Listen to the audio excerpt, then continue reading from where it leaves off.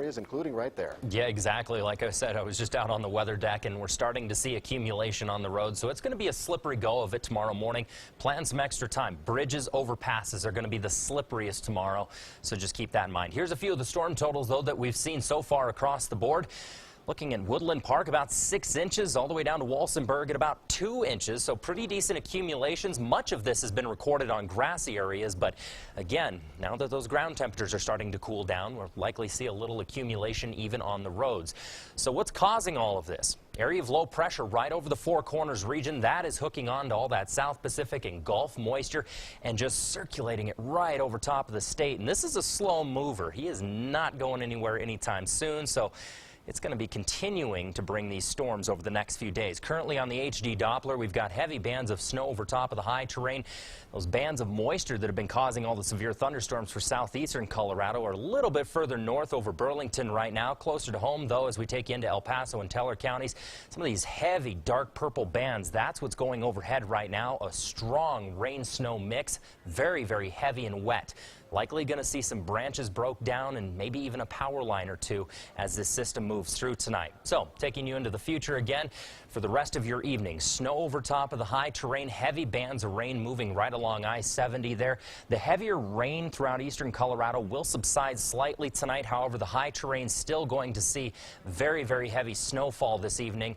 And seeing that rain-snow mix pretty much right along the I-25 corridor for the remainder of the evening, making for a very slow go of it tomorrow morning. As for a few of the snow totals just tonight, here's what we're expecting. Into Monument and Palmer Divide, about 6, that shouldn't be 6 feet, about 6 inches to 9 inches, right around anywhere up to 2 inches throughout Colorado Springs, and 7 to 10 into Woodland Park. Some of this, again, could continue to melt over top of the roads, making for not quite as much of accumulation, but we do have that potential out there, and then likely just a trace just west of the I-25 corridor as we move a little bit further south. As for your temperatures tomorrow, check these out. A little bit cooler, 48 in Colorado Springs, 57 in Pueblo, 30s and 40s in the high terrain, and 60s throughout eastern Colorado. So that area of low pressure, you can see that counterclockwise flow right over top of the state. It pretty much stays camped out well into the weekend, doesn't go too far, and it's going to continue to send these heavy bands of moisture up through eastern Colorado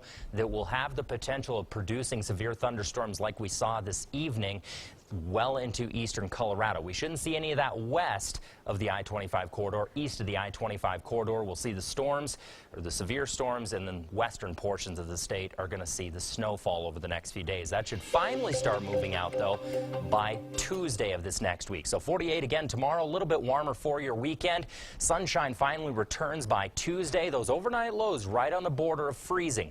I've had a couple people ask me, well, what about the sprinkler lines? We should be okay with the sprinkler lines just due to the fact that ground moisture or the ground temperatures are warm enough. But again, it's going to be a chilly one tonight, and that's going to allow for a little bit of accumulation for your morning commute tomorrow. Just plan some extra time. Canyon City 52 tomorrow into the weekend into the mid-50s, and then finally starting to see a little bit of sunshine there over the next few days. So again, bit of an interesting storm moving through, that is for sure. No doubt. I mean, it really kind of been hitting, as you guys said, it would be all day long, and exactly. Now it's kind of at night now, starting to stick to the road, so correct. You need to be careful in the morning. Yeah, most definitely. Okay, thanks so much. Okay. Well, something